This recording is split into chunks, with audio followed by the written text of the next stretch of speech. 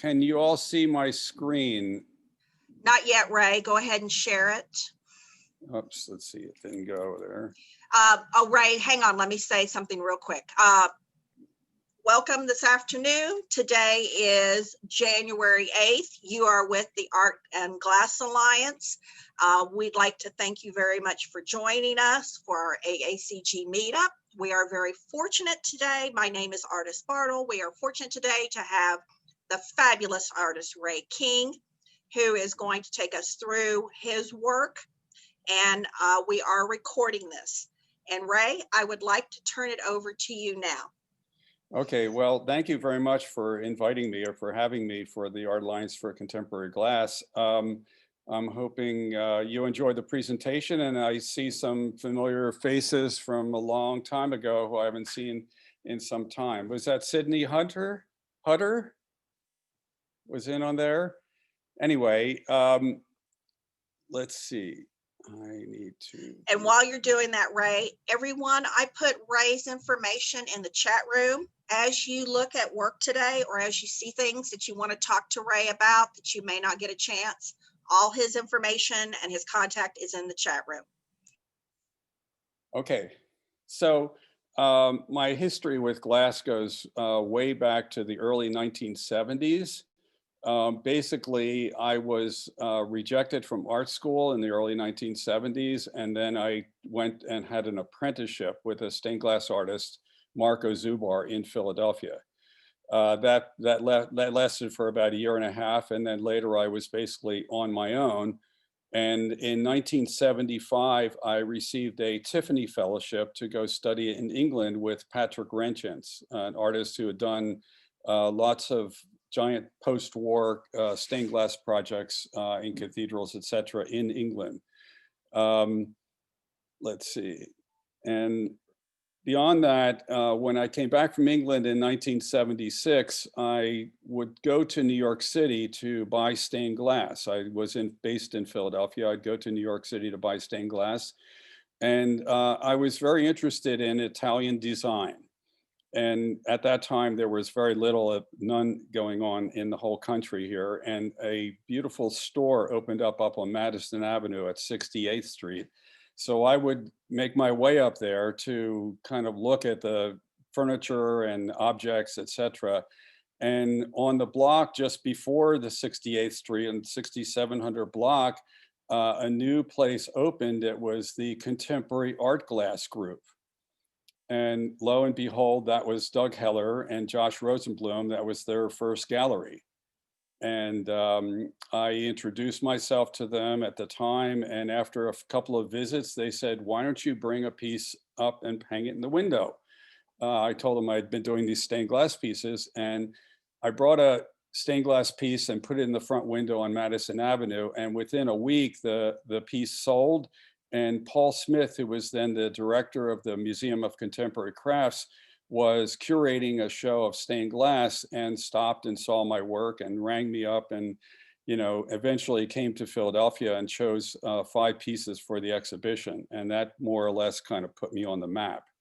And this was my first commission that came out of that exhibition.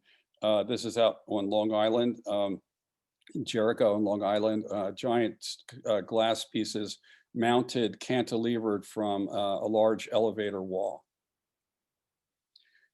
This is a stained glass screen that I did, I want to say, in 1978. And this is shown when Heller Gallery did a show at Lever House on Park Avenue. This is one of my exhibition pieces that I showed there at that space. So it's called Formlings.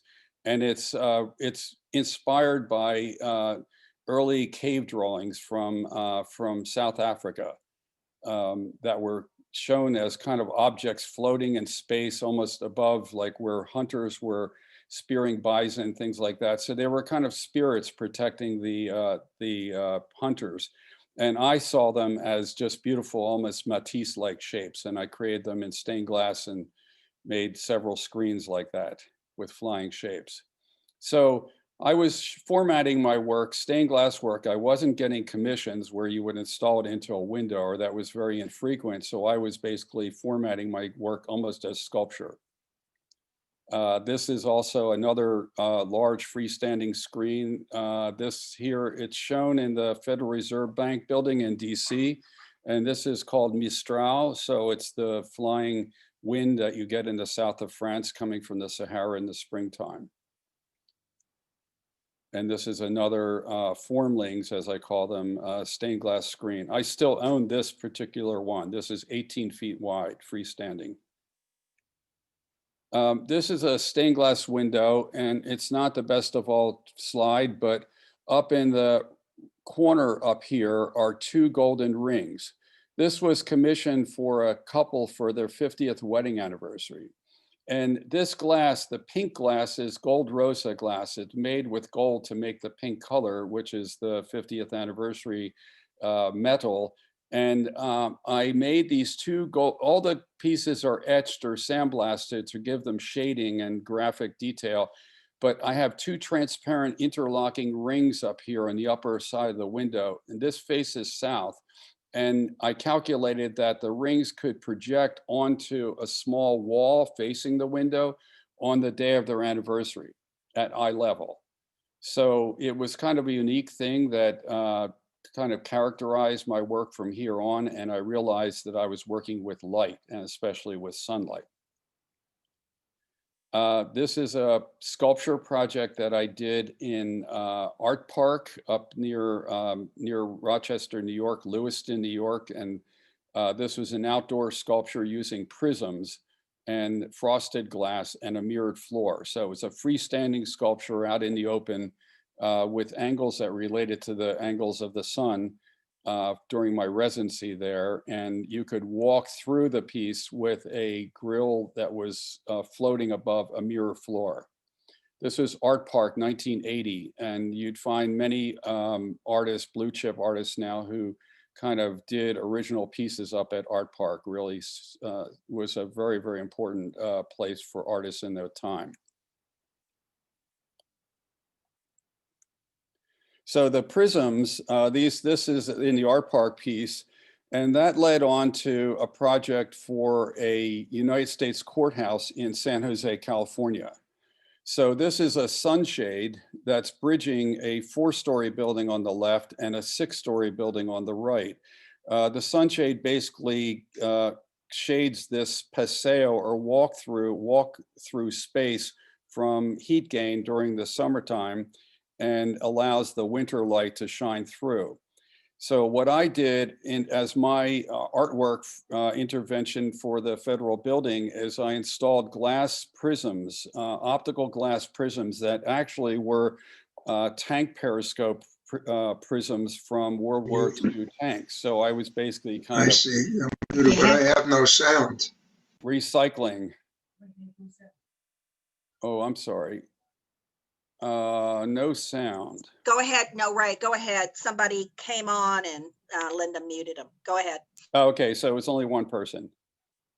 Okay, so these prisms, from my experiments, could bend the rays of light, of sunlight, and then project spectra, rainbows onto, this is inside the corridor of the US courthouse, and this is the wall just inside the glass facade. So there were 620 prisms, and they would each project a spectra about 3 feet long, shining on the walls and lights projecting on the walls. And when you open the courthouse doors, they would shine into the courtroom itself. This is a restaurant where I did these 10-foot diameter lights. There were chandeliers and stained glass, etc. So it was kind of a mixed ensemble. This is kind of just showing the kind of struggles of working in a small house, an old townhouse in Philadelphia, and working in the ground floor level, how crowded things can be. But, you know, I kept managing to do things, to make things, to kind of carry on. This is a facade that I did for the entrance of an apartment building. So I did the canopy, bronze and glass sconces, and large carved glass window wall. I've done a lot of carved glass, deep carving, and then edge lighting the glass so you could see the imagery with the flying shapes that you could recognize perhaps from the earlier stained glass. So you'll eventually see this transition from 2D to 3D. These are a smaller series I called moon lamps, and these were also optical glass discs that I polished down, surface polished, and then carved them very deeply. And then they were mounted on bronze and slate bases. So they were illuminated from within and could shine through the carving and show all those details. This is another larger one, about 6 feet across. That was a wall-mounted bronze and glass carved piece. Jumping from that 2D into 3D, this was an installation at the Royal Institute of British Architects in London, 66 Portland Place, and this is suspended in the Great Hall. So these are colored anodized aluminum, or as you say in Britain, aluminium, with prisms and glass parts suspended in this in the Great Hall there at the RIBA. This was a temporary exhibition up for a conference that was there at the time. These are stained glass pieces I call shields, and they are individual pieces with a shape in the center with an etched or almost like airbrush shape, kind of creating an arc or some kind of formation that's arcing across the center form. And these I first developed when I lived in England in reference to the traditional shields that were, what the royalty and others used to identify their family heritage. So I kind of took it off into kind of a modern theme. And then I started to install them in groupings, in larger groupings, in formations, in gallery exhibitions, in universities, etc. And then eventually sold, individual ones and groupings. This is a labyrinth. This is about 30 feet across in a museum exhibition.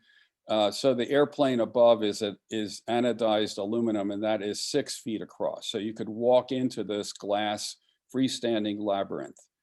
The first one of these I did at Pilchuck when I was teaching one year, and I couldn't seem to find the slide. But anyway, this is another installation that was for the 200th anniversary of the writing of the Constitution, which was in Philadelphia. So this is in a reflective pool, and this is several hundred feet long, and it has references, numerical references to, a 5-pointed star, 13-pointed with the colonies, star formation, curved glass walls that were related to Thomas Jefferson's serpentine walls that he built in Monticello. So there were different elements, and this was in this sculpture exhibition in Fairmount Park in Philadelphia. This is a wall-mounted sculpture piece, a frieze, as I call it, of different elements that are bronze and glass and illuminated by neon. And I was using neon to illuminate these artworks because the neon would last and last. I've had neon last more than 30 years without any problems. So you would not have to replace the bulbs. But this particular piece also had controls so that each of these elements, these sculptural elements, would essentially kind of breathe. They would dim up and down and change in the course of time as you watch the wall. So it had an animation, very, very slow, but really beautiful, gentle animation to kind of highlight the sculptures themselves. And this is another similar wall-mounted, much larger piece in Atlanta. This is a 60-foot high travertine marble wall, literally a canyon in a high-rise building, 191 Peachtree Street, a Philip Johnson building in Atlanta. And these were giant wall-mounted sculptures, again, illuminated by neon and having glass parts or glass components. This on the left is an interesting thing. This element on the left is I call it a pod, but then it has stainless steel pyramids that are mounted on the wall. and light is shining from this pod. So from a distance on the there was an escalator you would ride down. You just see sparkle. You don't see what it is. And I kind of like this illusion of seeing something and not being sure what it is until you get closer, or fully understanding it, or knowing that there's something that you can see within my artwork that's kind of a little secret, a little visual secret. I started working with holographic films that are laminated into glass. These are light diffraction films. They have no color themselves, but they have very, very fine etched grain on the surface, and that grain splits sunlight or splits light into chromatic colors. So this is an installation where I kind of did it in full tilt for, this is Rowan College, Rowan University in New Jersey, down near Wheaton. This is the reading room of the library, and these are suspended and tensioned over top of the reading room area. And you could see the color changing during the course of the day, and then illuminated just by the lights that are the downlights shining within the space itself. Called Light Wave, 1995. This is, I call it a galactic piece. This is the Science Museum for the state of Minnesota in St. Paul. So this is about 60 feet across, and this uses dichroic glass facets on what I call a tensile structure, a cable structure made of cables and struts or tubes to give it a formation, cantilevered or pushed out from the wall and giving it a giant bulging form. And this has lighting that shines on it that changes during the course of the day. This is one of my early lenses, and this is for the Center for Research for Electro-Optics and Lasers in University of Central Florida in Orlando. So this is a wall-mounted bulging formation with facets of light diffraction glass, and changes during the course of the day. These are a series of 4 beacons. These are a gateway for what is called the Avenue of the Arts here in Philadelphia. So these are 4 42-foot high stainless, well, they're granite, stainless steel, and glass towers, almost like champagne flutes, making up on the 4 corners of the intersection. They also illuminate it at night. These granite pieces at the bottom form a bench. It's a great kind of gathering spot. It's been a bit of a no man's land until now. Finally, the intersections are being developed with buildings, so it's a bit more habitable by others. This is a wall-mounted sculpture, a lens, as I call it again, for the pharmacy building for University of Wisconsin in Madison. So this is almost like a giant leaf. So it protrudes out from the wall. It receives some sunlight during the day and changes color naturally. And basically, leaves or plants are the basis of pharmaceutical compounds. So this is a tie-in to why it's there for the pharmacy building. This is a suspended work for a performing arts center in Toledo. And this is Owens Community College. And if you see within these rings that are suspended down, there are different arcs of glass. And actually, they kind of do project or reflect OCC, which is Owens Community College. It's a little subliminal detail that you would see in there at times.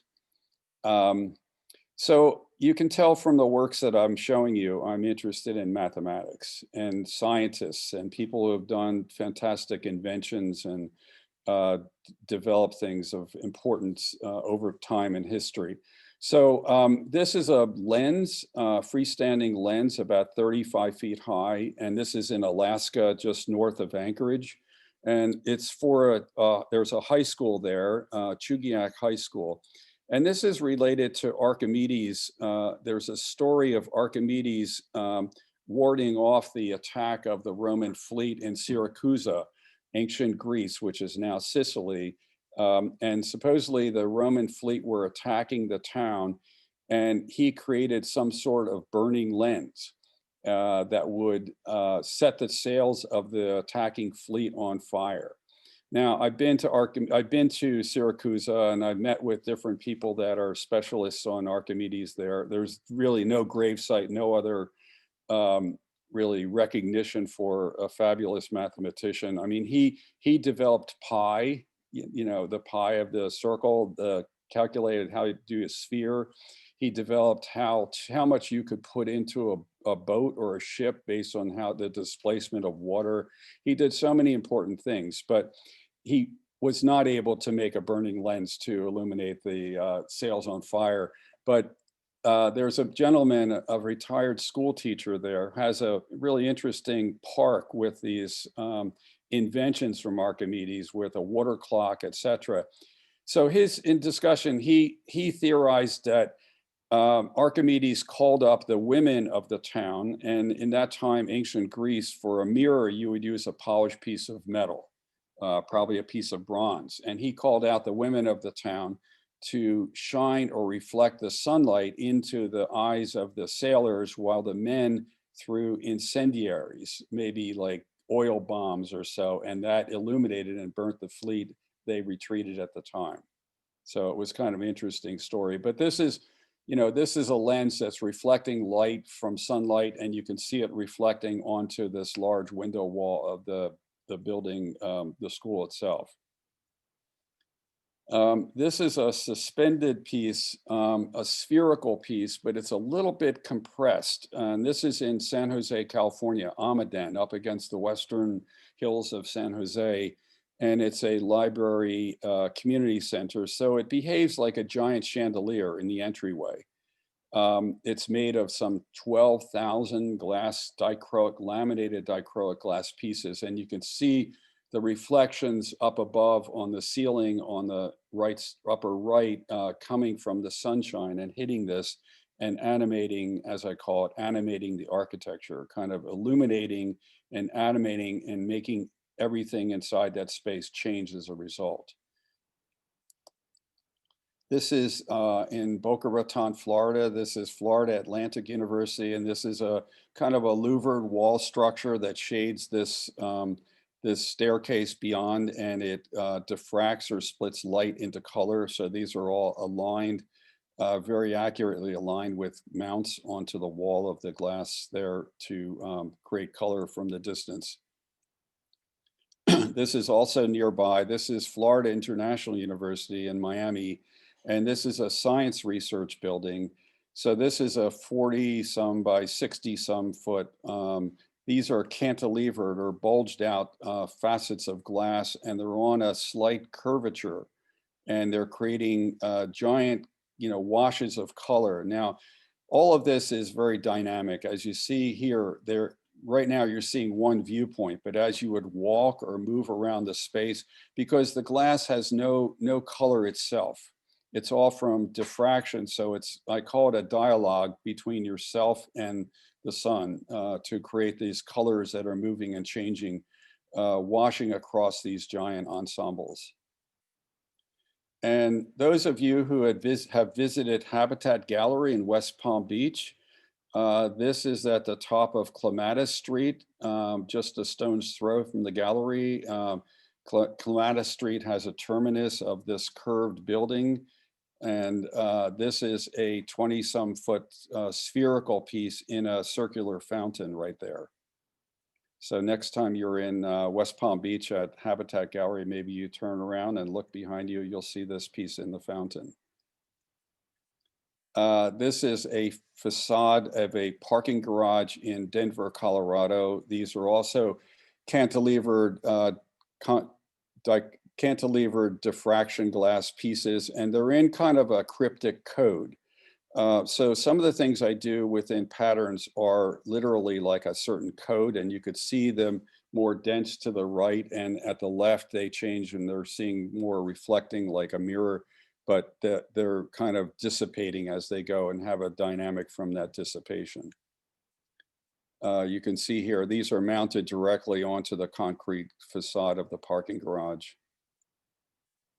And this is in New York City, Upper East Side. This is Cornell University. This is a piece that's called Wings, and it's suspended over a double escalator. And Cornell commissioned me to commemorate the donations of two of their biggest donors, Sandy Weil and Herb Greenberg, who each donated $50 million towards this building. And so basically it's a set of two wings, the way it fits over the staircase here. And it's the best way I could see to do something that would, honor those two individuals, because they said, oh, they like to ski, or they like to do this or that. But I felt like I needed some metaphor that was really more higher, from a higher level. So it's titled Wings. And this is Upper East Side.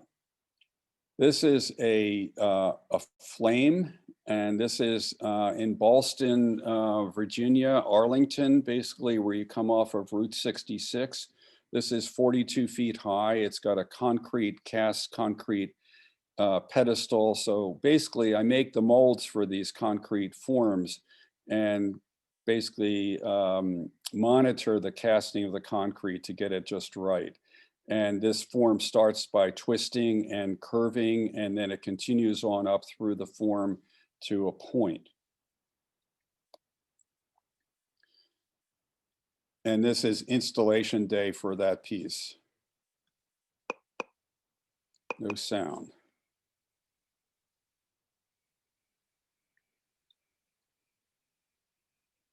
So my studio is a loft building, 1890s loft building, you can see on the right. And then I demolished another portion of the property and created this exterior courtyard. So here we're sort of giving birth to this sculpture coming out, and we're basically about to transport it down to DC.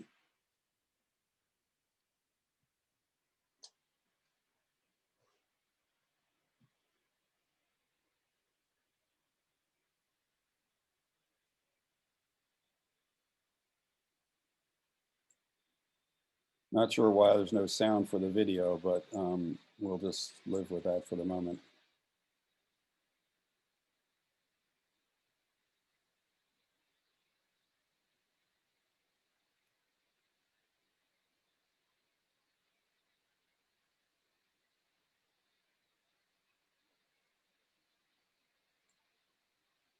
So it's titled Flame. This weighs about 3 tons, 6,000 pounds. And we're about to lift it and mount it onto the pedestal of the base. One last interior cleaning. So Ray, when you put these kind of sculptures out there, what keeps them from getting damaged? Or I want to hear them talking. There's no they're talking and I don't get any sound. Yeah, I'm sorry. There's a audio, or there's music that goes with this piece, and I'm not sure why it's not activating. I'll try, poking around. But basically, these are laminated glass pieces, so they're safety glass. And most everything I do is safety glass, and I'll show you. I have some jewelry as well that is, wearable, but very lightweight, very thin, and is also laminated so that nobody gets hurt, and nothing comes crashing down.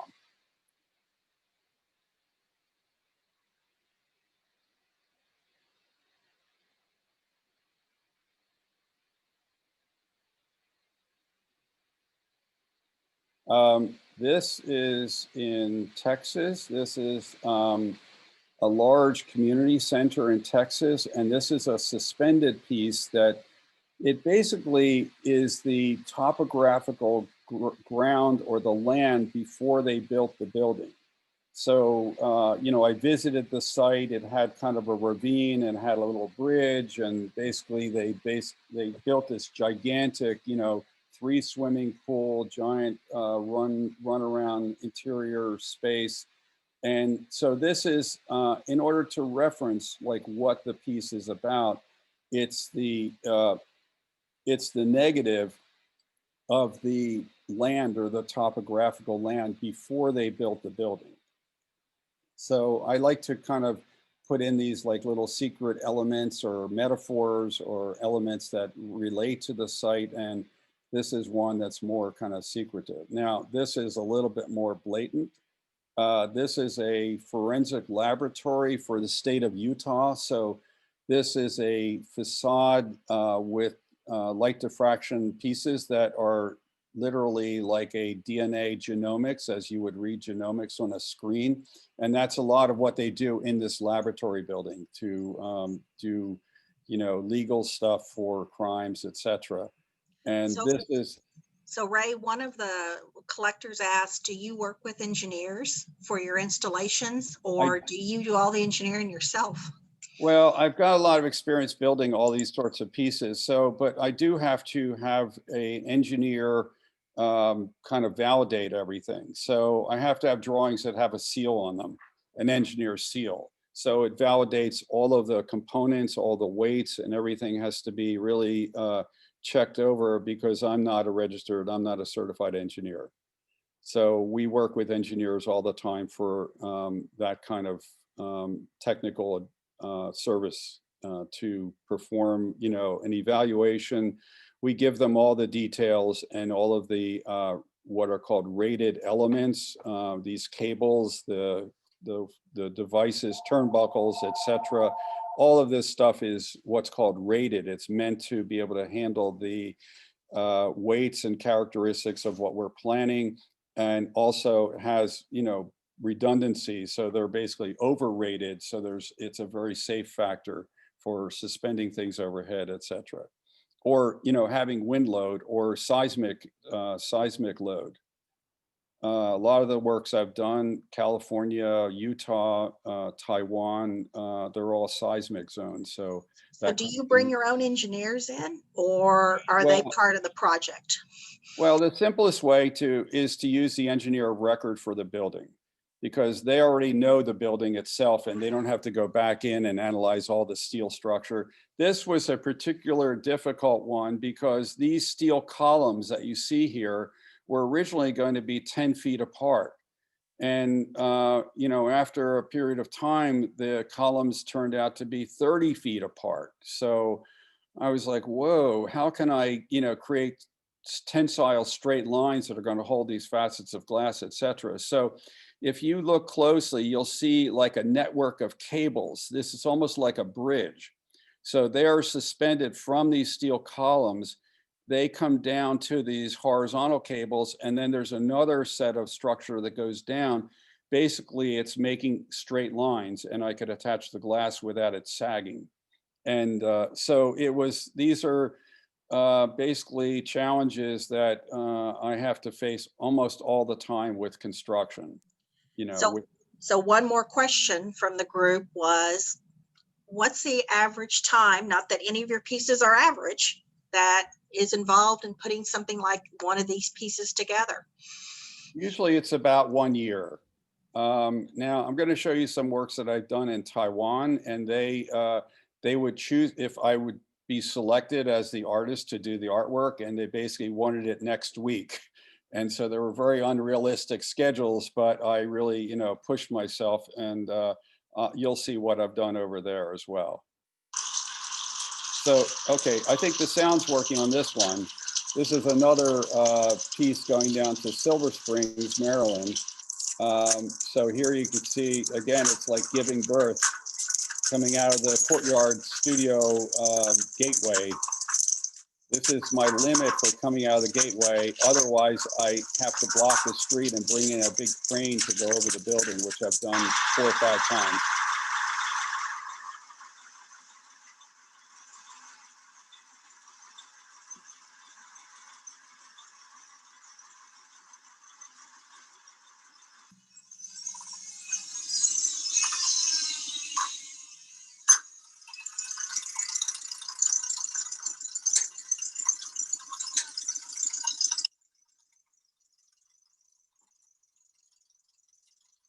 So this particular piece, you can see the crafting.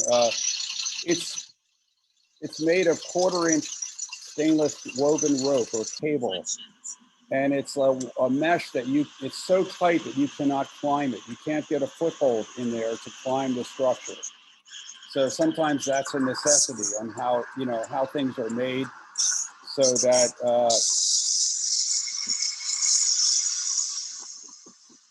And you're right, because they will try to climb it. You're right, absolutely right. they will try to climb it. So it's interesting, this particular one, the cable is such a tight mesh, it's like chainmail.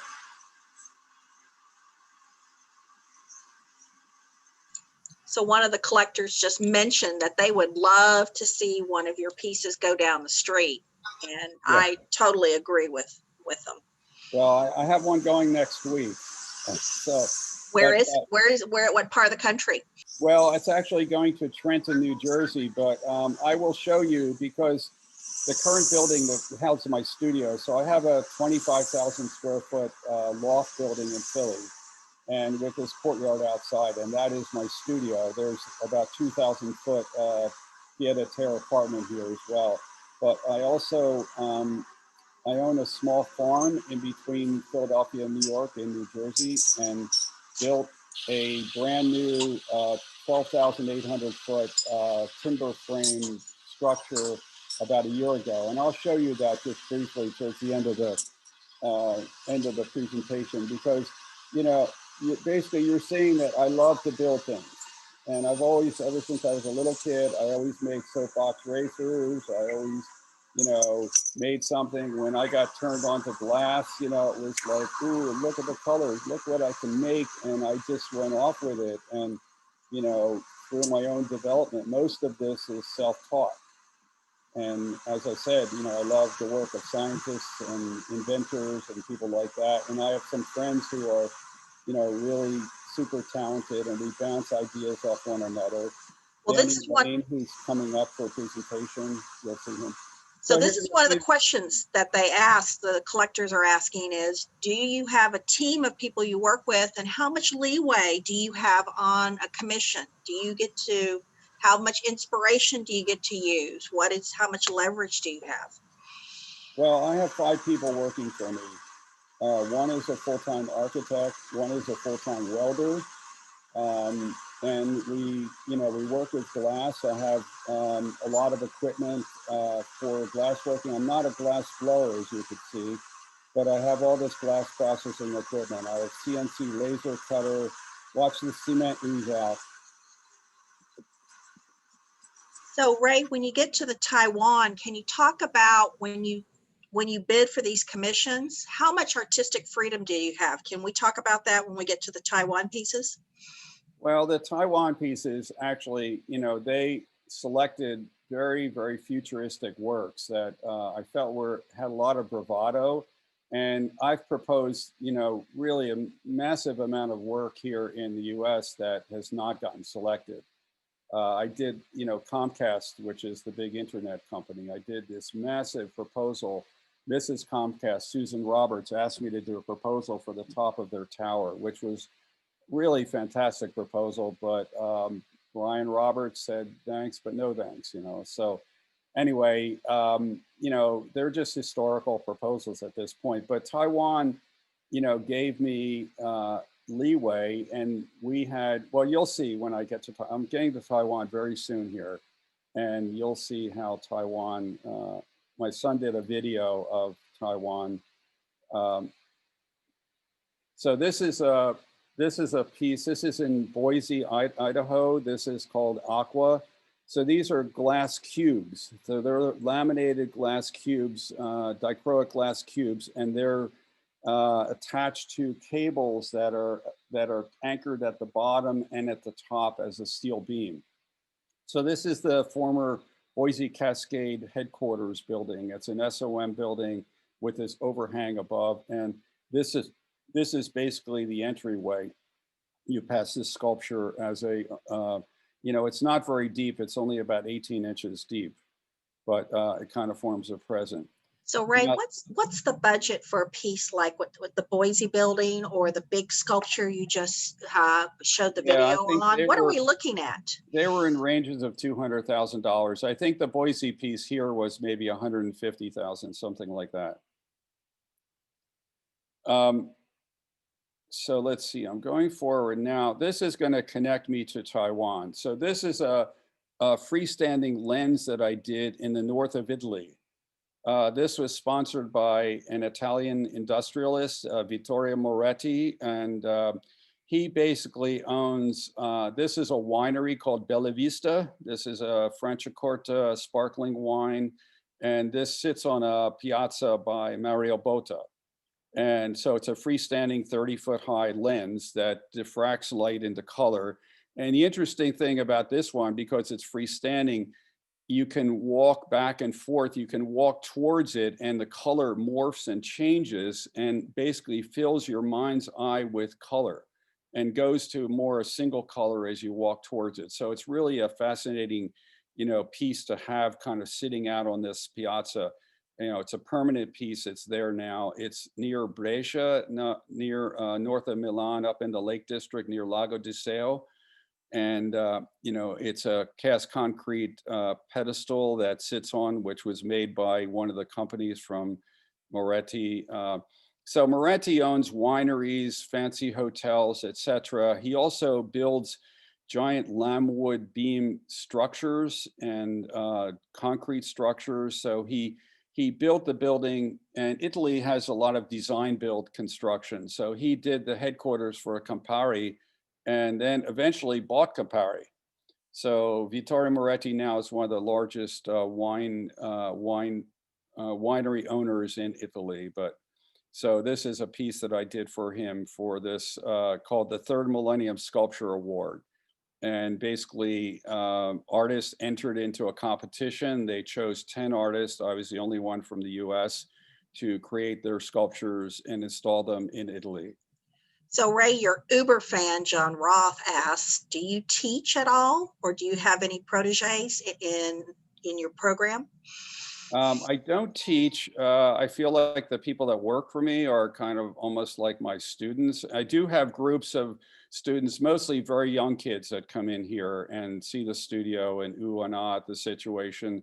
And you'll see when I get to Taiwan, I've done maybe 10 or 12 workshops in schools in and around Taipei, where I teach them about light, about what light is made of all colors, how you break down those colors, etc. And so I've had these really, I'd say, really unusual experiences of going into these schools. Some of them are really fancy, where they have big puffy chairs. Some of them, the kids are sitting on the floor, but really smart kids. So I would, have a translator. I would teach them about light. And then I would take prizes. I would take these scientific prizes and ask them questions.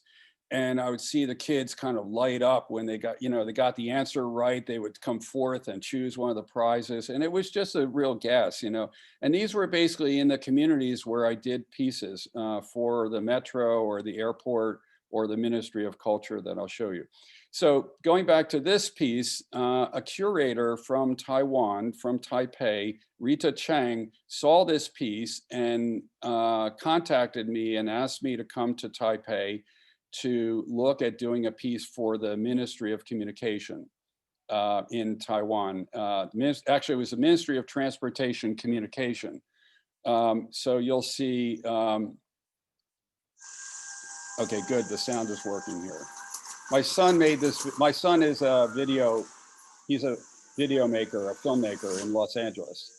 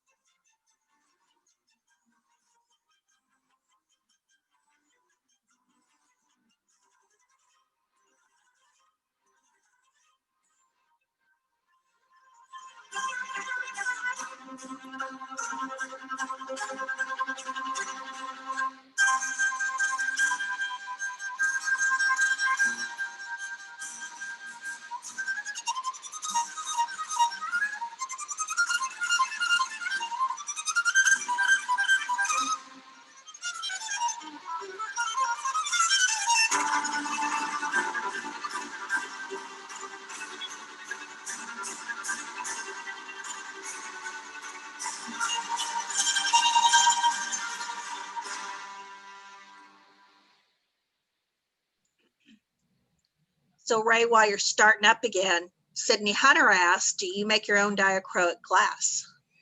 Well, I used to have glass coated, and now I use the 3M film.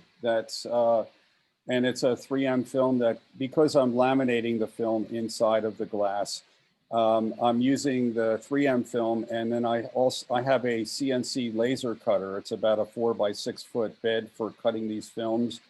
We can cut holes where we're going to have a drill hole going through, so we isolate these films from any exposure, and we use an interlayer, a rubber interlayer in the lamination process. So basically, I do make my own glass, my own laminated glass, my own diacrylic glass, and light diffraction glass. Hi, Sydney. This is the first piece that I did for the Ministry of Communication, and this is about 33 feet high. This is obviously an hourglass, or sand glass, as you would call it. And this is made of, thousands of glass elements suspended by a cable structure with rings.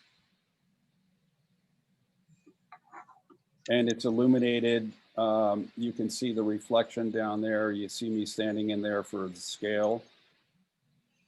Dedication night. It was a really big thrill to be there and be one of the artists for this big complex, government complex. This is creating the structures for dancing feathers, and I'm going to show you that now. These are suspended in a giant, a 10 meter, 33 foot circular rotunda for a metro station, Luzhou Metro, MRT as it's called in Taiwan. And so obviously all this stuff was made here in my studio in Philadelphia. And then we'd have to package it, make it small enough to transport either to air freight or container. I've done all of these different ways to transport things out of here. We have a giant piece now on the top floor of this building for suspended work in Oakland, California. So the armature takes up 4,000 foot floor in pieces, and we have the glass ready to go. The armature is still being worked on, but basically you could see these feathers are kind of split into pieces here. Now they are suspended in this rotunda, and then I also installed in the floor of the metro station. So this black square is it's made of granite tiles or pieces. And then we drilled into the granite floor and installed diacrylic glass cylinders. So it's literally a golden spiral that's reflecting the light above. And this is installed there's a giant skylight above. So you get natural light coming in. And it sure looks like there's light coming from within these glass spiral. Kids would come and look down and say, what's that? What's down there? And I say, oh, that's where I live, the other side of the world. And but basically, it's a glass spiral. It starts a particular motion of twirling around, and then the two feathers are also twirling in space. And one of them is blue or cyan, and one is magenta. So I call them my Chinese Romeo Juliet. Did you mention a piece in Oakland, Ray? Yes. Where will that be installed? I have a collector who's asking. Okay, so there's two new towers at 26th and Harrison across from the Whole Foods. The two 18-story towers, and the entryway to those towers is a cubic glass space, about 45-foot cube, and it's installed in that entryway. And it's using a metaphor of an oak tree. So it has stainless steel armatures, and it has some 3,500 glass pieces, diacrylic glass pieces that look like leaves in a way. And they're flowing through the space, and they actually go through the window wall and they come out and overhang the sidewalk. So that's going to be a bit of a hoot to see them overhanging the sidewalk. 26th and Harrison. Another collector asked, do you do the rulings on your diffraction glass? I do not. I buy the films. I buy these specialty, really high-tech films that have those gratings, and I have a couple of different ones that I use in different ways in how I do the work. depending where I'm, what I'm doing and what I want to happen with the light. So you can see this is, installation, dancing feathers, and these are, laminated glass discs mounted onto the stainless armature. You could see the reflections from the sunlight onto the wall of the rotunda.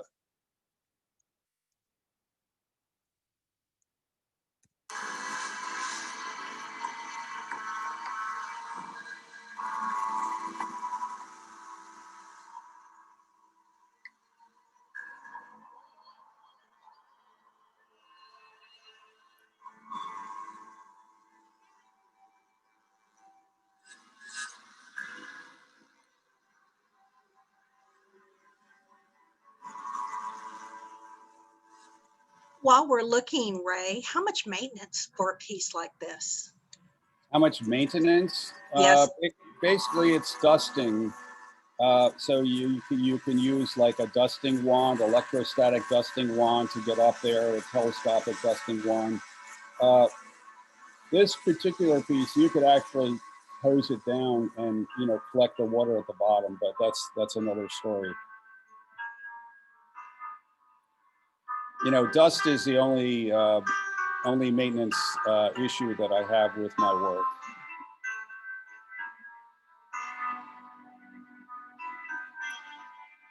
And we've tried to use reverse osmosis to create a charge to move the dust away from the piece.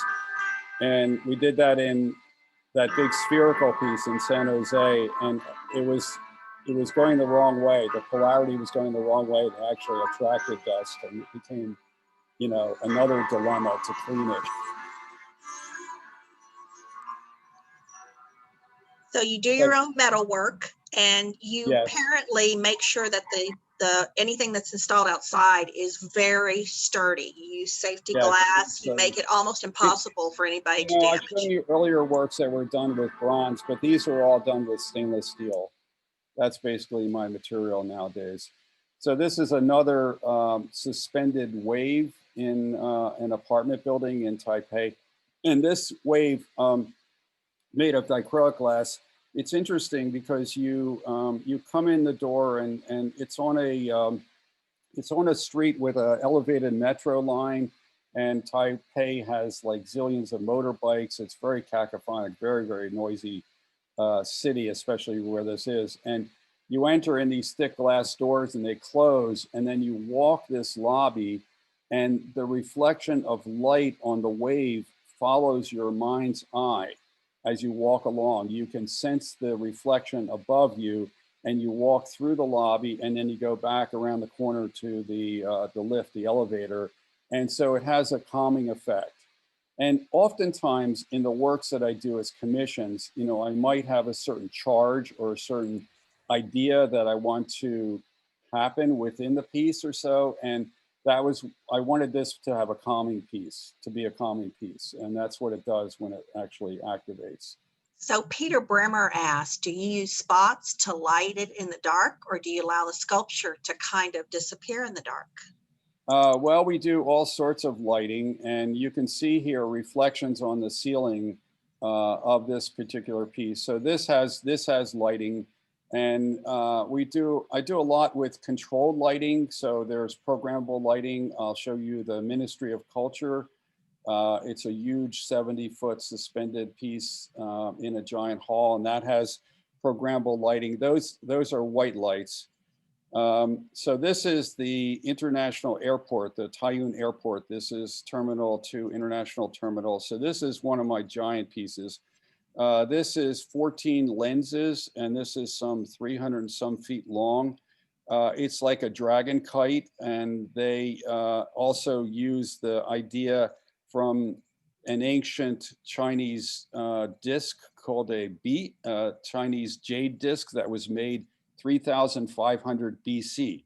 So 3,500 BC, they figured out how to cut the jade, which jade is hard like glass, and also to drill a hole in the center using bamboo and sand, and make this ritual disc that was maybe 8 inches in diameter. And it was used to meditate, to travel from the earth to the heavens. Yeah. And so I said, this is the first history of Chinese flying, is to use the bee disc to meditate and to travel away.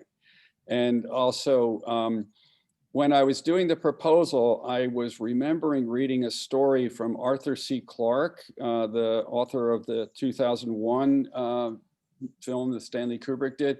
Arthur C. Clarke wrote a series of short stories, and it was called The Wind from the Sun. And it was about a spacecraft that used light to push it along in space. And lo and behold, like as I was doing the proposal, I kind of Googled it or looked it up, and it's a real fact that this is the way for future deep space travel, is using light to push this, push an element, because a chemical propulsion will get you out of Earth's atmosphere or out of their orbit. And then you've got to sling yourself off other planets to get yourself accelerated. But with light, you continue to go faster and faster and faster, and it's the way for deep space travel. So light sails is you'll see light sails kind of come up in the news. It's a big thing for deep space travel with these reflective pieces. So these pieces, this is called solar sonic. Wow.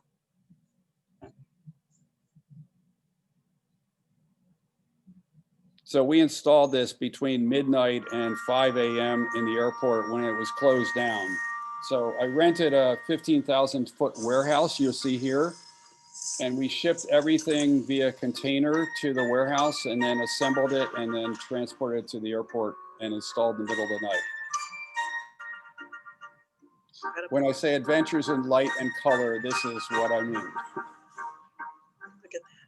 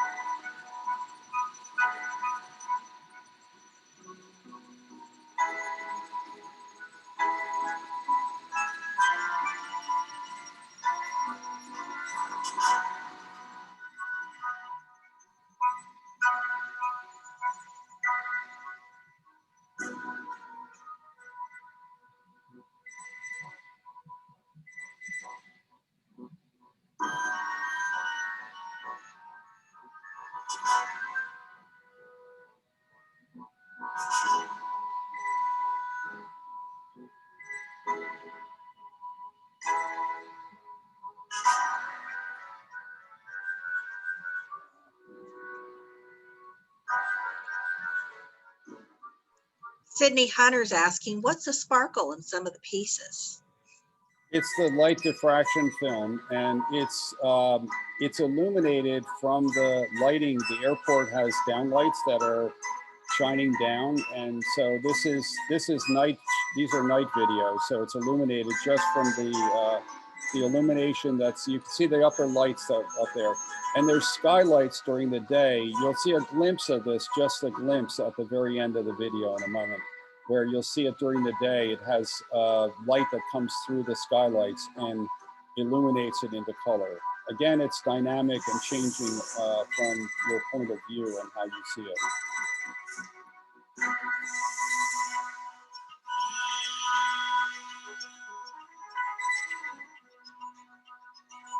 Yeah, the color is just so beautiful, you know.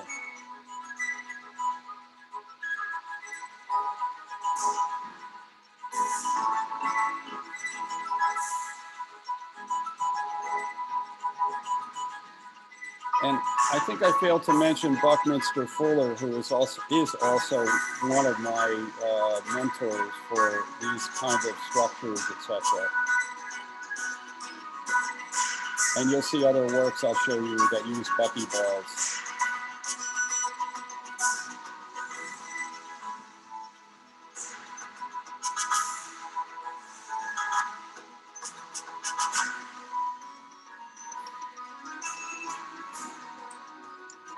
How did you get all of these installed in one night? Oh, it was not one night. It was like weeks.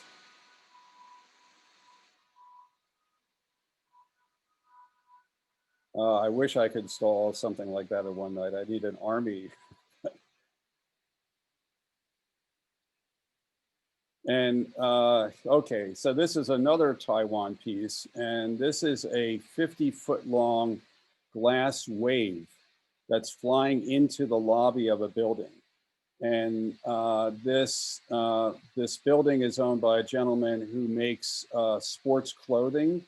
So like Adidas, North Face, Under Armour, stuff like that. So he's a manufacturer of sports clothing, technical. He employs 30,000 people. And so this is like, it starts out as a point and it grows exponentially as it's flying into the building. So it's a feng shui piece of bringing plenty to him.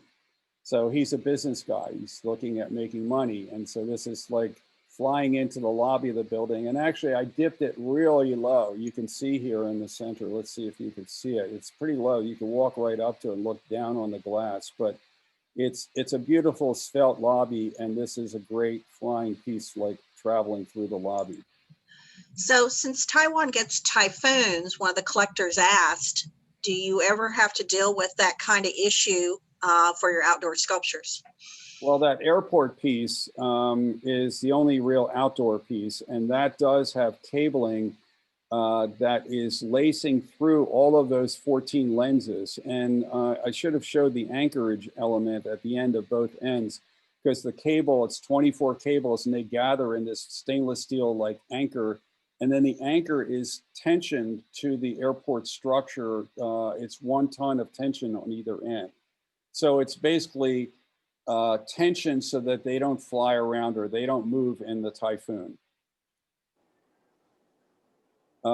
This is another one of these giant pieces I did for the Ministry of Culture. So this is suspended in a hall, a massive hall that was literally just a gray space, and I felt like it really needed color. And so this is 70 feet across, and it's a conical form, but it's really like a giant wing. You'll see from when I show you a video of this, so you see other vantage points. And you asked about lighting. This uses controllable lighting. We're only using white light here, but these reflections that you see on the walls are like lozenges of light, and they're coming from different light fixtures that are each of them separately dimming up and down, literally massaging this giant optical piece and creating these reflections on the wall that are like reflections you would see on water. Scintillation is what you call the reflections on water. You see the sparkle. So this is kind of a, you know, a calming effect in the building, in the space at night. And it's all done via, you know, light fixtures. You can see the light fixtures down here at the lower center that shine up on the piece. And these are just white light.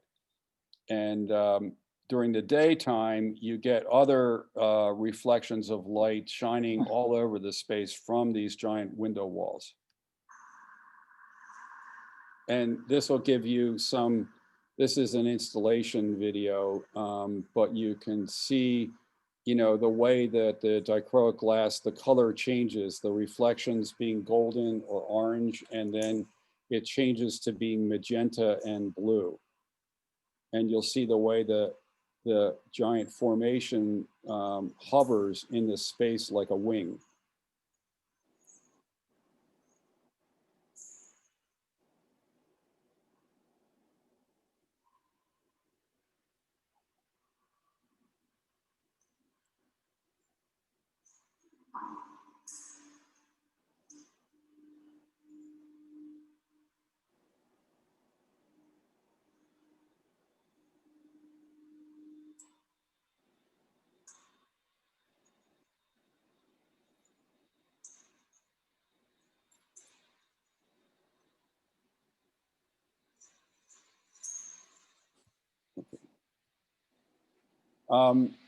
This is another interesting light reflection piece that I did for Dulles International Airport. So this is in the international terminal of the baggage claim. They were expanding the baggage claim, and they had skylights throughout the baggage claim, a series of pyramidal skylights. And the skylights had a glass frit, meaning it had a white coating on it with little tiny clear pinstripes so that it would limit the amount of sunlight coming in for heat gain, etc. So I, through my proposal for my artwork, I got them to agree to allow 4 of those skylights to be clear glass. And so what happens is the sunlight comes through, and I created these 4 different lenses that are suspended under the skylight, and they have an array of facets of glass that reflect the sunlight and project reflections onto what I call an alley. So Dulles Airport uses a very white terrazzo floor. And this is an alley where you come out of customs, immigration, where you come out of your passports and you walk down this kind of alley or aisle to where the baggage carousels are located.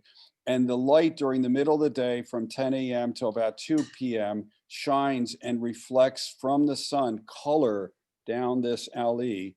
And you can experience that as you enter into the space, you know, you enter into the US. Let's see, is this the video?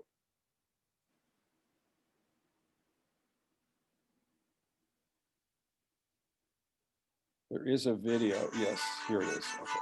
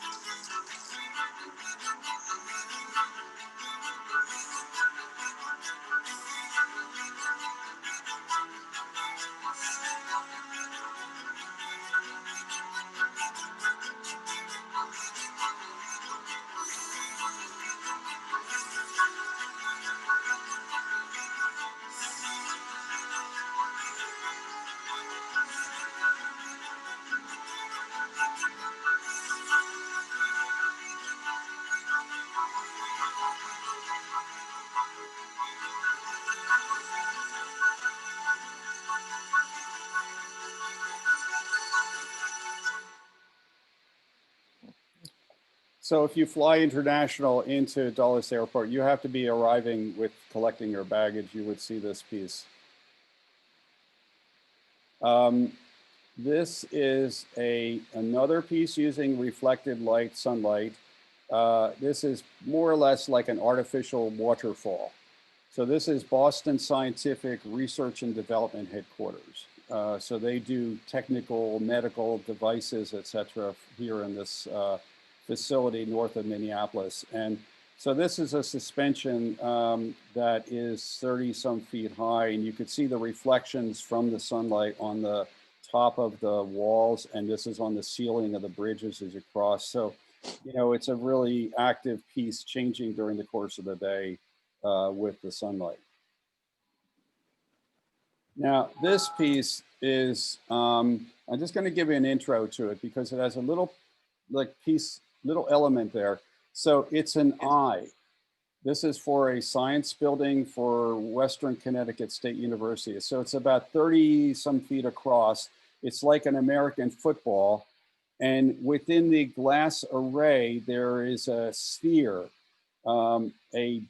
it's double density, and it's an opposite or complementary color to the other dichroic glass. So one color is reflecting orange or yellow, and this sphere is reflecting blue. So it's the iris of the eye. And you see it appear and disappear like a mirage. Whoops. Come on, go.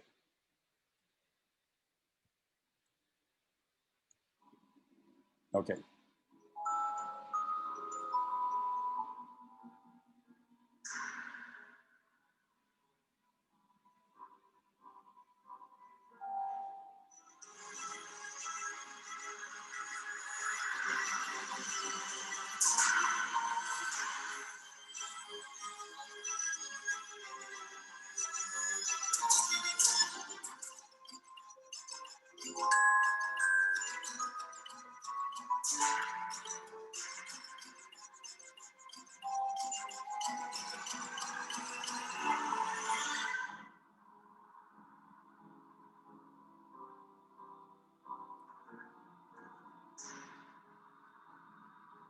So this particular piece has a cove up in the ceiling with lights installed in the cove.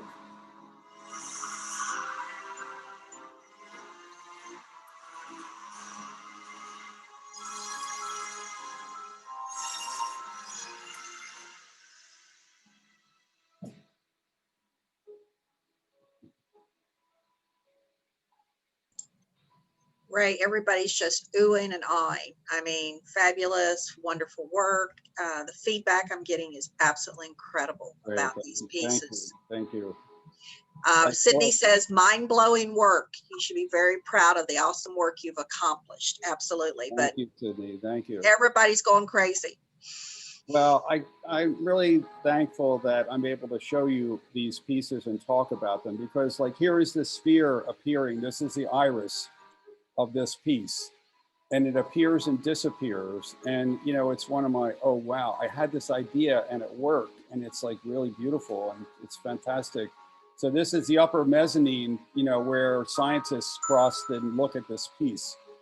Where is this building again? In Denbury? It's in Danbury, Connecticut. And which building is it? It's a science building on the campus of Western Connecticut State University.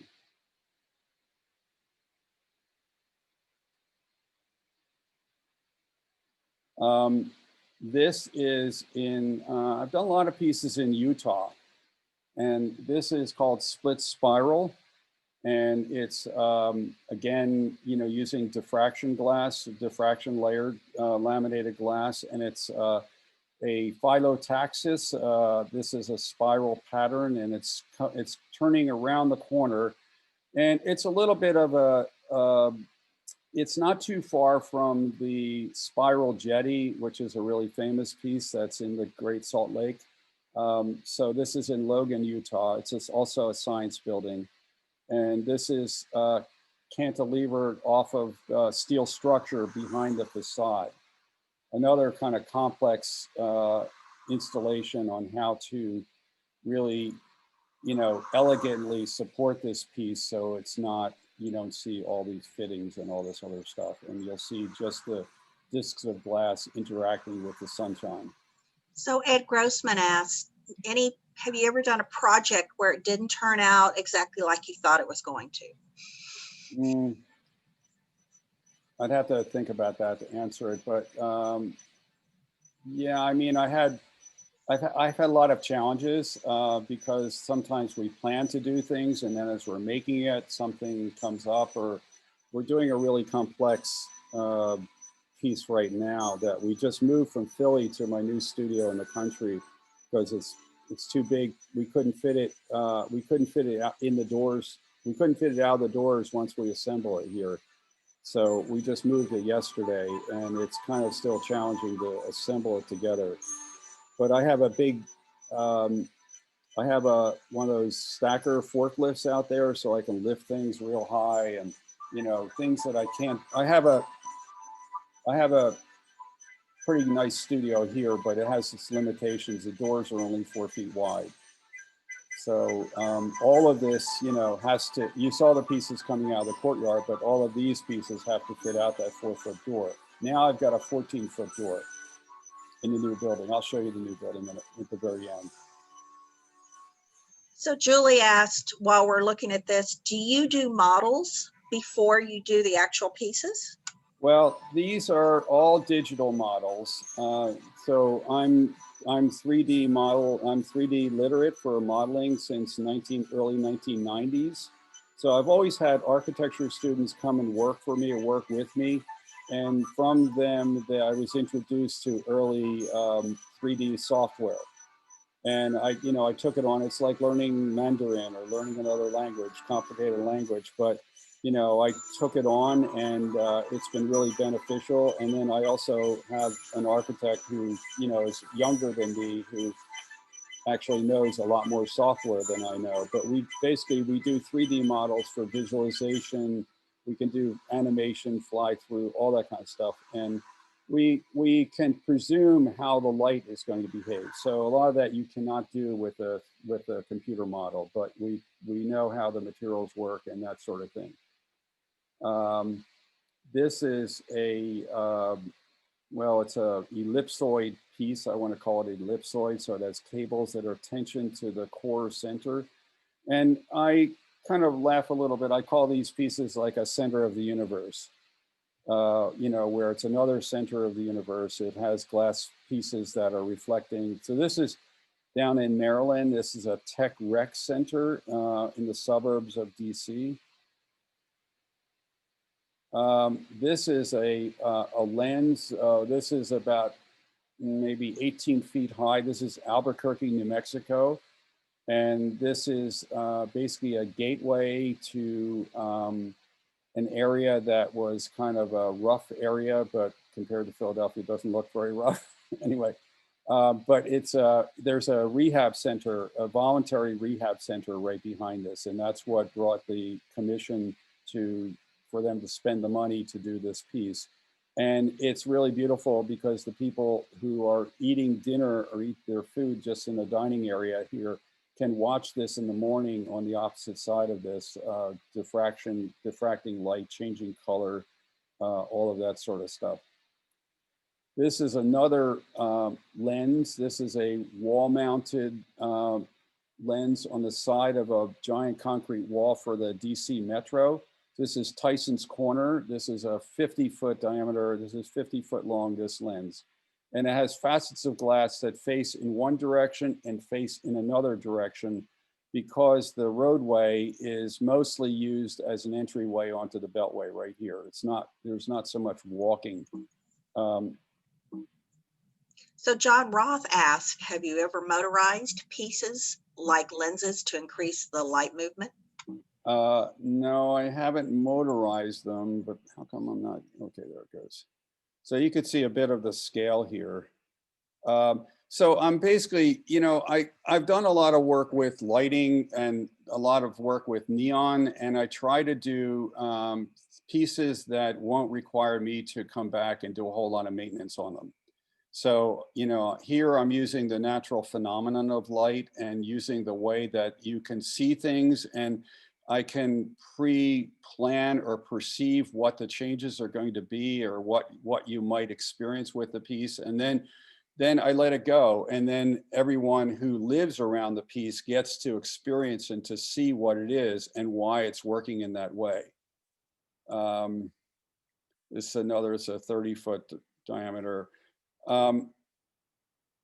So a lot of these pieces are in science buildings, science departments of universities. And you can see here, you know, a structure with facets of glass facing in two different opposing directions. This is not a glass piece, but I thought I wanted to show it because so this is a business school for Oregon State University in Corvallis. So it's a gigantic 50-foot high kind of computer reading room. And what I did here is I used the abacus, the counting device, the bead counting device, to create 24 dates. So I used 4 digits of the abacus to create a date, and then they are suspended. So these horizontal bars are what's called a reckoning bar, and the spheres are basically look like they're bobbling around in space, but there's a mezzanine level with a disc that has a date on it, and that lines up to these corresponding pieces with the 4 digits of the abacus to make the 24 dates. And then there's a big plaque around the corner that tells you what the 24 dates are, why they were important for the school. And also another plaque teaches you how to read the abacus. So it was interesting. It was a very, very successful, very kind of like clear idea. This is another one that was a good hit too. This is in Palo Alto, California. This is a veterans hospital, and this is a car park, a gigantic car park for the Veterans Hospital. So, you know, these are challenging, like what would be the appropriate kind of piece to do on a car park garage at a Veterans Hospital. So here I translated a quote from Abraham Lincoln into Morse code. And on this facade is the Abraham Lincoln quote, and on another facade is an Eleanor Roosevelt quote. And basically, I wanted a male-female balance for the project. So this is about 200 and some feet long, and here you can see the quote itself. It's really eloquent. It kind of works with what's been going on in DC these days now too, with Abraham Lincoln trying to kind of really deal with the post-Civil War period and all the strife that was going on. But basically, he talks about taking care of the wounded, the widows, and the orphans, and that became the origin of the VA. And so that's now imprinted, that's installed on this garage, and it's also a light diffraction piece. So there's big washes of color, you know, from the sun. This facade faces south, and it has this quote. And actually, a lot of the people coming out of the hospital can read the Morse code. And while we were installing it, someone found a typo. So it was pointed out to us, and we were able to go back and slide things around and correct the typo. And I never got to meet who it was to thank them. But anyway, that was really interesting. But so this is a quote from Abraham Lincoln, and this is called Horizon. This is the facade with the Eleanor Roosevelt quote. Let's see. So I've also done a series of pieces with maps. This is a gigantic suspended piece for a hospital, newer hospital built in 2015 in New Orleans. So New Orleans had a hospital called Charity Hospital that was a historical, one of the oldest hospitals in the US. And it was the free hospital, and it moved around in the French Quarter. It was at different locations through its time period. And it was basically flooded during Katrina. All the critical equipment was in the basement and was ruined. And so they opted to build a brand new hospital that is the reconstruction of Charity Hospital, Tulane, and Children's Hospital. And that's what this is. It's a beautiful hospital on Canal Street. So my proposal won the project to do the centerpiece in the core of the hospital. So this is a layered map of New Orleans from the Mississippi River out to the park, and it actually has the real streets of New Orleans in the map. You know, laser cut and inset with colored glass. And these color areas are the wards, or the neighborhoods of New Orleans are called wards. And then there's kind of a secret thing. So Um, the layers are layered down, and there's 5 different historical layers going back to the 1730 thing. And there's a secret in that it uses foreshortening. So there's a place in the floor in front of this information kiosk in the center where you can stand and look up, and all 5 layers align and you see one map of New Orleans. So here we're looking up at the same piece that we just saw. You see like the yellow portions match up, all of the wards from one layer to the other match up. And then this illuminated in the center is the French Quarter. So here it's only about 6 inches across, and at the very top it's about 4 feet across because of the foreshortening. So in the center of, in each of these historic layers, there's a stainless sphere where Charity Hospital was located, where it moved around during the course of its history in the city of New Orleans. So those are marked by those locations. So the next I'm going to show you is a video where you'll start at the bottom. It's a bit dizzying, but you'll see what happens from the foreshortening view you see now to where it kind of splits up.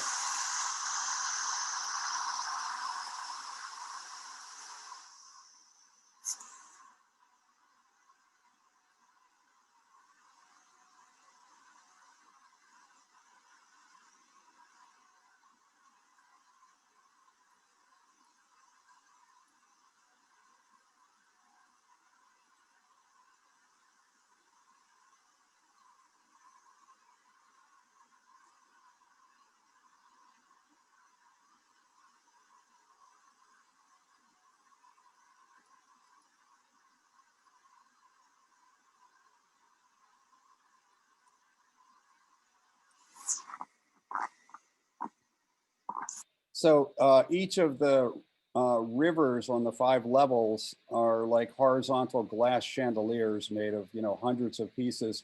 And on the bottom, they're very, very small. They're really tiny. And on the top, they're really large, basically because of the foreshortening.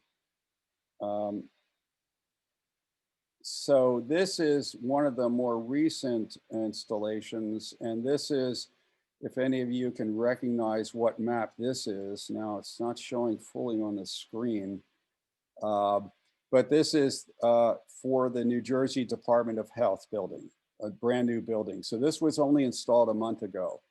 And so this is a laser cut stainless structure inset with these are 3/4 inch thick laminated. I mean, they're made for durability and for whatever they're going to take on the outside. This piece is folded, so it has the map is folded, and it aligns to this weird angle of the building. So it kind of sits like a prow of a ship or a masthead, and as a more or less like a protector. These discs are are like a bubble map for the cities of New Jersey, and then the linear pieces are the ocean. And this is dichroic glass as well. This is 25.5 feet high.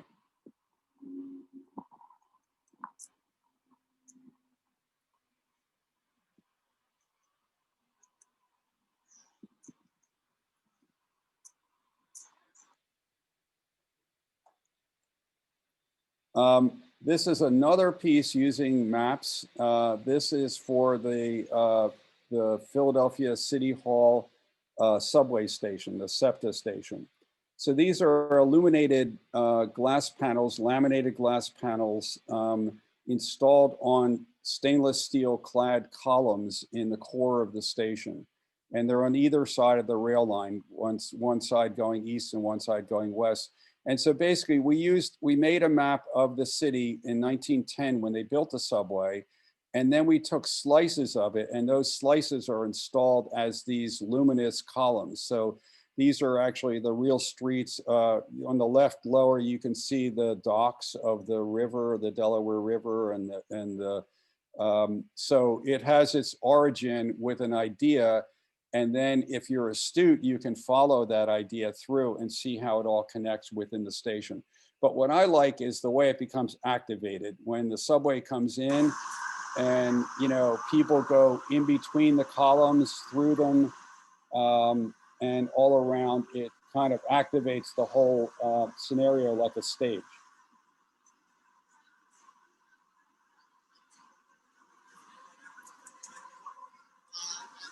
one of the questions one of the collectors ask is, since you do a lot of scientific, do you speak at professional scientific groups or give talks about your work? I don't do much of that. I mean, I've done some of that in Taiwan, and I've done it at the Royal Institute of British Architects, and you know, I've taught at Pilchuck 2 times and at Haystack School as well. So, so you know, I have taught at those facilities a long time ago. Nothing real recent, and I'm just trying to think. It's the last time I did a large talk. It's been quite a long time.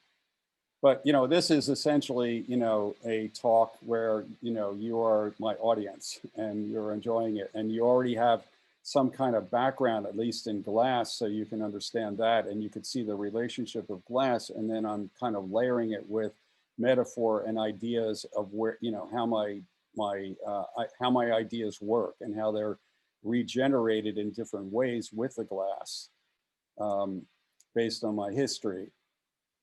So this is New York subway. This is Rockaway Boulevard Station. This is where the A train, where you change, if you take it to go to Kennedy Airport, you see people with baggage. So these are stainless steel and glass screens with glass discs inset, colored glass discs. And this was a station that had, you know, solid walls. You couldn't see out. It was just really kind of limiting. And now you can see through these grills, these stainless grills with colored glass, and it reflects onto the platform from the south side. You know, it activates the whole station. And the grills are made so they have a specific size, so you can't fit a baby's head through, etc. You know, all this technical stuff is usually worked out in advance along the way. But they add kind of a flavor if you do take that subway and you go Rockaway Boulevard. So it's a Queens elevated platform. I think there's a video, but this is an interesting thing. It came without my doing anything.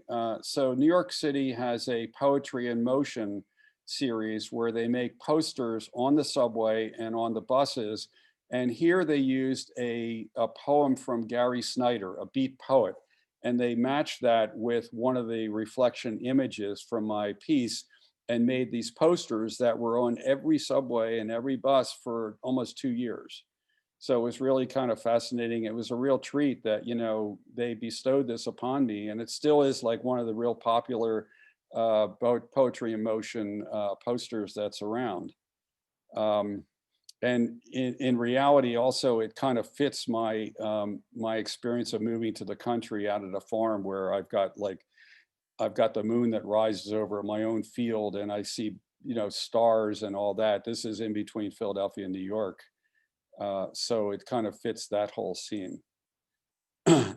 This is a light diffraction piece. This is about 50 feet high. This is in Tampa, Florida.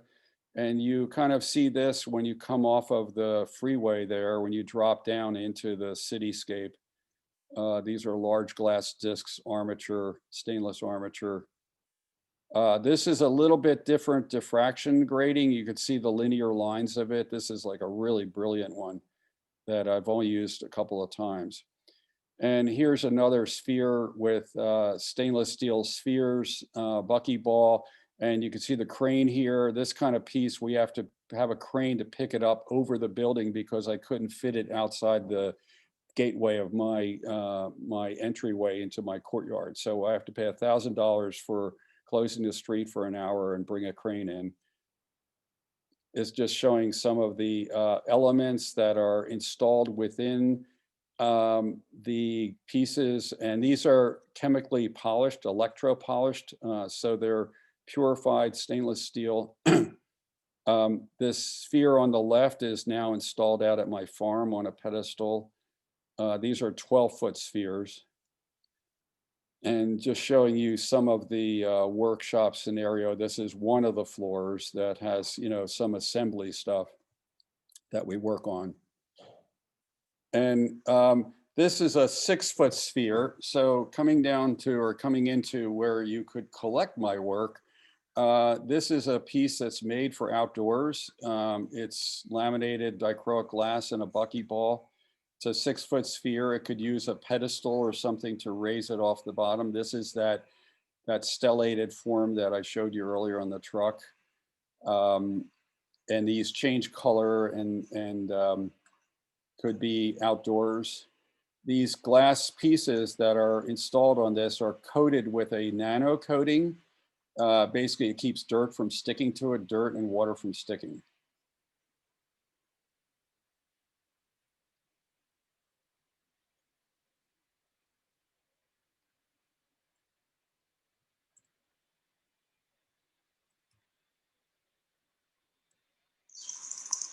And this is another series that I've been infatuated with, this shape called a great dodecahedron. And it makes a 5-pointed star from every kind of vantage point, every facet. It's actually all made from one size or one facet, but it's a beautiful form. And the one on the right is 6-foot diameter. The one on the left is probably 55 inches or something like that. These are also suitable for outdoors. These have been outdoors in my studio courtyard for 4 years probably. So they're proven that they're waterproof and can endure outside weather. So Ray, if anybody had interest in these pieces, they could email you, correct? Yeah, Got it. So these are available pieces. And this is an indoor piece because it has screws, has holes in it, so it can't be outdoors. But I also have a couple of smaller pieces that are dodecahedron that have screws that are indoor pieces only. Now, I said I like to build, I like to make things. So this is about a year ago. This is a timber frame structure that we built out in the country. It's a 12,800 square foot new building that is my new studio.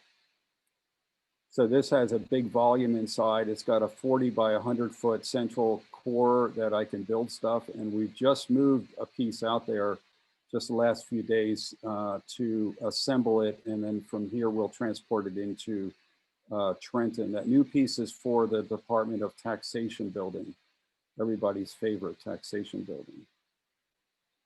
But so this is a really cool, beautiful structure that we built. And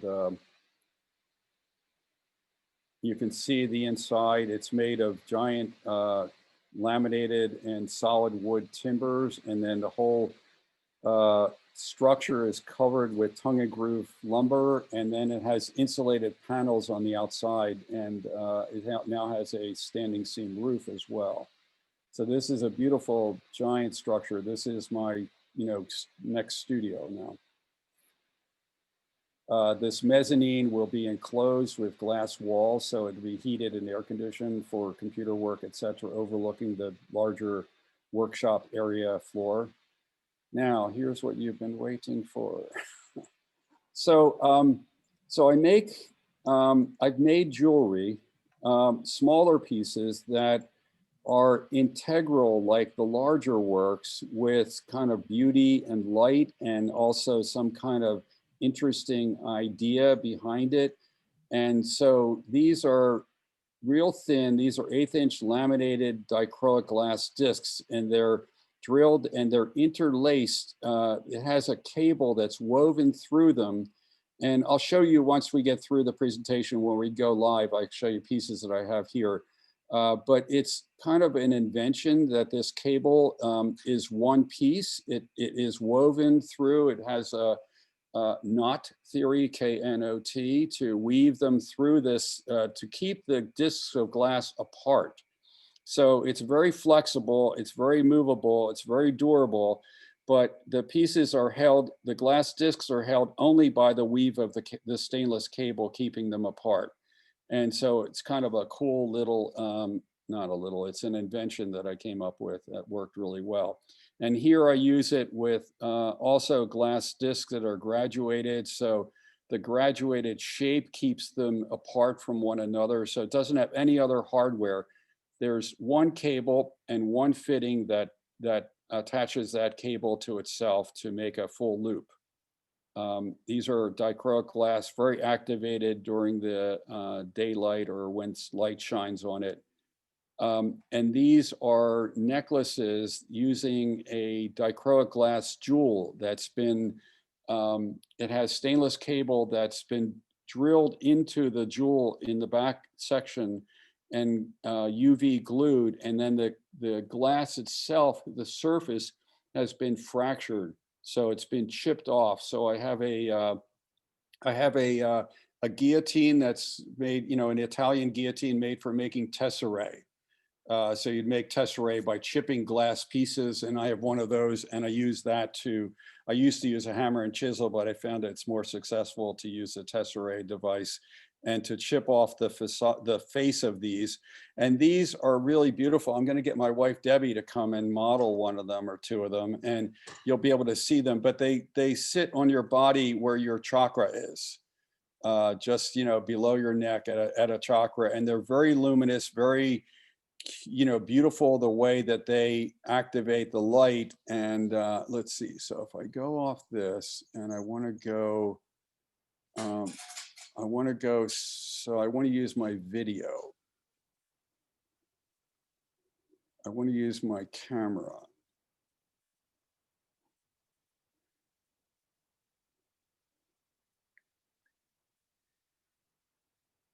You're the speaker, so if you want to put your wife in front of the camera. Yeah, so Can you see? you can see me, yes?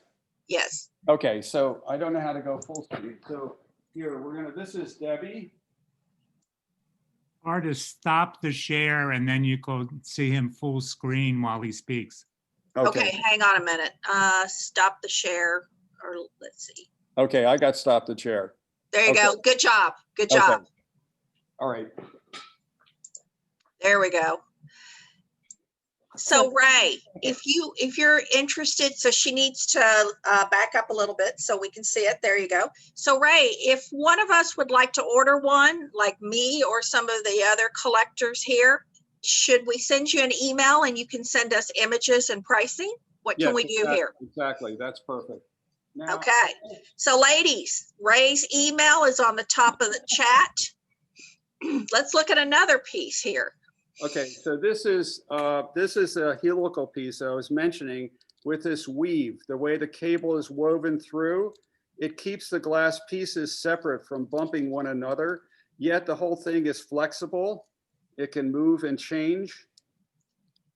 And Ray, I think you had a price range for these, if I was correct, somewhere. Yeah, these pieces, well, these I did as a series of, I think 10 I started with. I have a few left and I don't know if I'll ever make these again, but these are 2,500.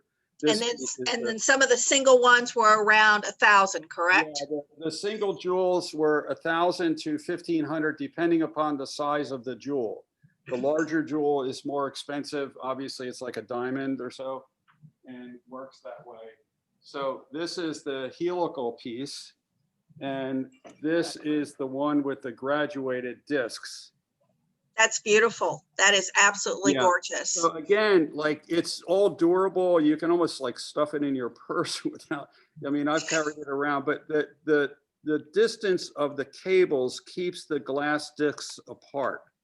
But yet it still has the light refraction when you're wearing it. Play with this, that you can spread them and make a whole new piece out of it the way it's configured. But it can come back to its origin where they're gathered. So the nice thing about that, Ray, is that is your centerpiece. When you wear that, that is, you don't have to wear anything else. You put on black, go out the door, and you are the centerpiece. Something neutral. So you can see from understanding and seeing all the other big works I've done, you can see the connection to the jewelry. You know, that these are really beautiful. They're complete. They're svelte. They're worked out pieces that are, you know, really beautiful. They're like a portable version of the larger stuff that I've done. Does anybody have any questions for Ray? I know we took a little bit extra time today, but there was a lot to cover today. And so I know, Ray, a couple people asked, what's next for you? What's the next project you're working on? Well, let's see. I mean, I could take you for a walk around. I have the Oakland armature structure up on the upper floor. I mean, I could take you for a walk in my studio because I've got full charge. So, I mean, I have all the glass. We have all the glass for Oakland packed away, but we're working on this. I mean, out in the new building, I put together what's called a clean room.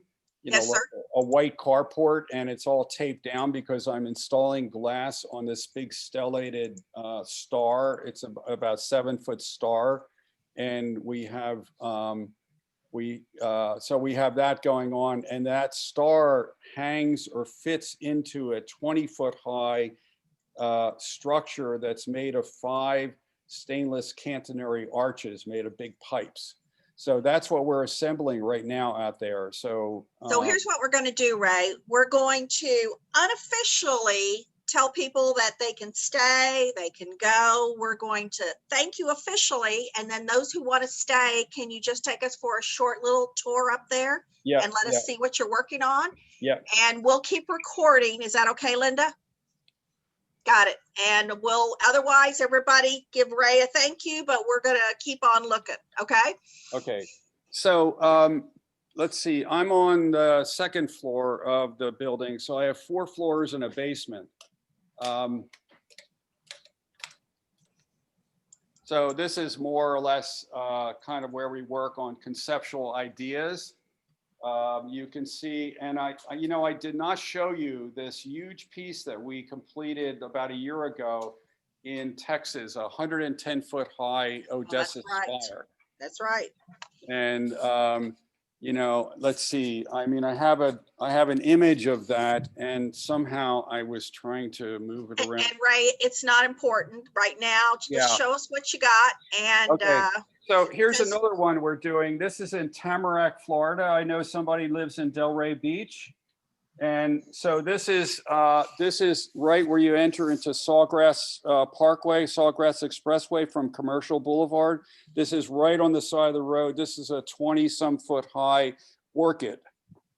And here's another image of a Phoenix piece that we're doing for a train station, Claymont, Delaware. That's where Joe Biden is from. And that's coming up real soon. We're just doing the engineering on that. I'm going to poke you out the window here so you can see the orchid structure that is.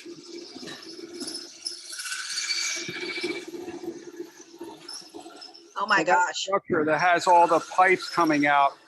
It's not finished yet, but those will be the leaves of the orchid. And there's a sphere down there that's the pistil that gets clad in glass discs. That goes in the center of that orchid, and that goes on a giant, beautiful concrete base that's being constructed right now. Wow, great. So that's my orchid piece, and that's coming up for install, I guess, after the taxation building that we're doing right now. This is what I've done in my spare time. This is a stained glass screen. This is 18 feet across. This dates from 1980. So this is something I still own. I think you had a slide of that. Yeah, I had a slide of that. I've got other bronze and glass pieces that light up, but they don't have any lights on them right now. Wow, very cool. I'm going to go downstairs to the glass workshop area. Be safe.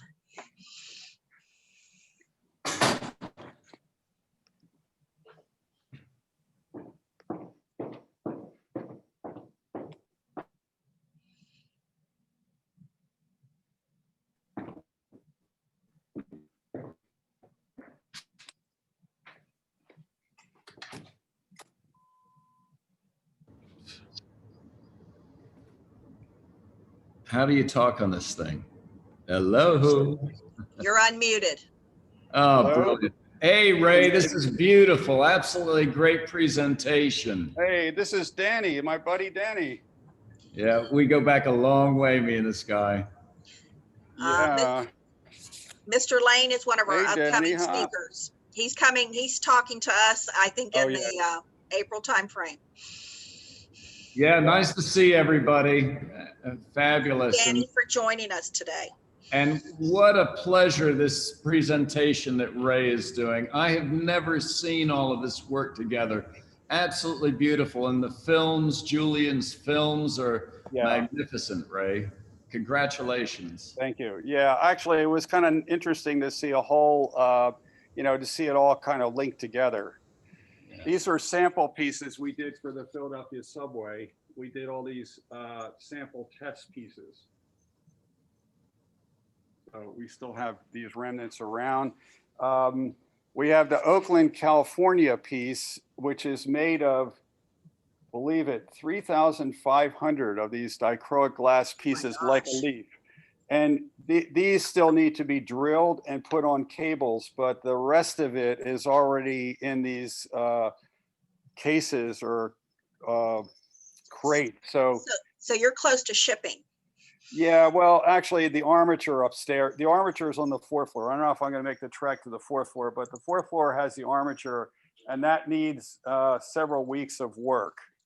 But that's coming up as soon as we finish the taxation building. We install that next week.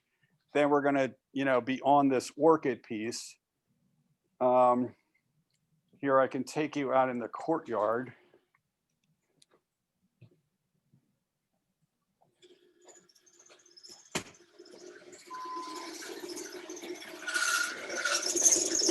Whoops. Okay, continue, Paul. This is Paul drilling some holes for electrical setup. So this is the orchid piece, which does get glass in it. It gets a huge sphere in the center that's clad in discs of dichroic glass, and that has lights that shine onto it. So it's going to really reflect around a stainless steel structure. And this is the pistol that goes in the center of that.